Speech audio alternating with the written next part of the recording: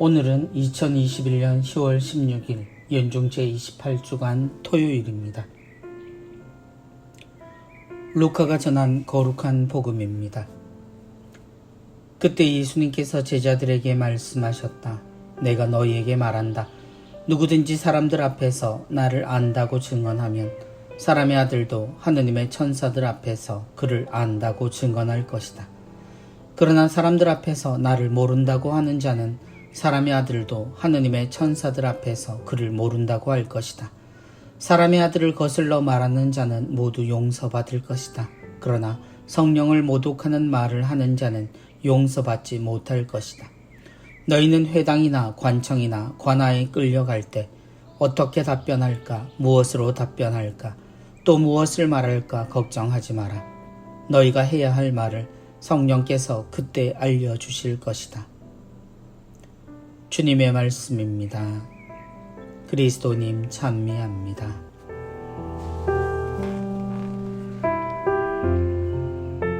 너희가 해야 할 말을 성령께서 그때 알려주실 것이다.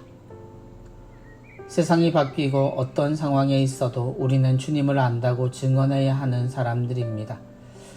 세상의 급격한 변화에 많은 이들은 교회도 변화해야 한다고 말합니다. 맞는 말입니다.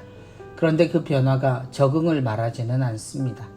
우리는 이 시대의 변화에 맞추어 하느님을 말해야 하고 세상이 알아듣도록 그 방식을 고려하되 더욱 선명하게 하느님의 뜻을 전할 수 있어야 합니다. 누구든지 사람들 앞에서 나를 안다고 증언하면 지금 우리의 세상은 그 어느 때보다 하느님을 고백하는 이들이 많습니다. 그럼에도 이 상황을 그냥 안심하지도 만족하지도 못하는 것은 무엇인가 잘못되었음을 자주 느끼게 되기 때문입니다. 우리는 과연 정말 주님을 안다고 증언하는지 자신 없을 때가 많습니다. 그리고 우리는 숱하게 같은 주님의 이름을 잘못된 방식으로 또 알면서도 위선을 선택한 예를 보았기 때문입니다.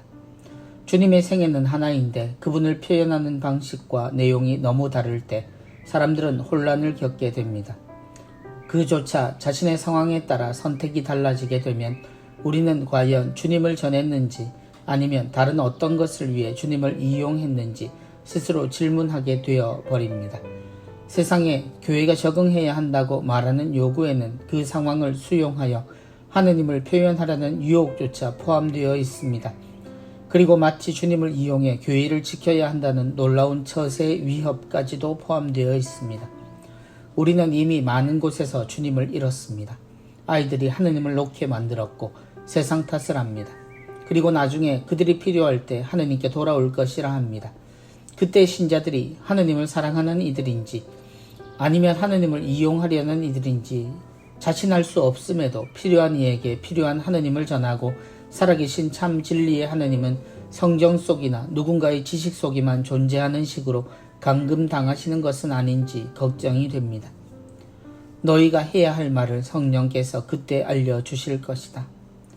세상이 주님을 물을 때를 직면하지 않으면 이런 기회는 오지 않습니다. 그러나 우리가 날려버린 수많은 증언의 기회를 생각하면 이 기회를 얻을 수 있을지 우선 걱정이 되는 지금입니다. 우리끼리 이야기하며 말하는 주님에 대한 사랑 고백을 세상은 들을 수 있을까요? 도무지 한마디도 꺼내지 않는 우리는 생각해 볼 일입니다.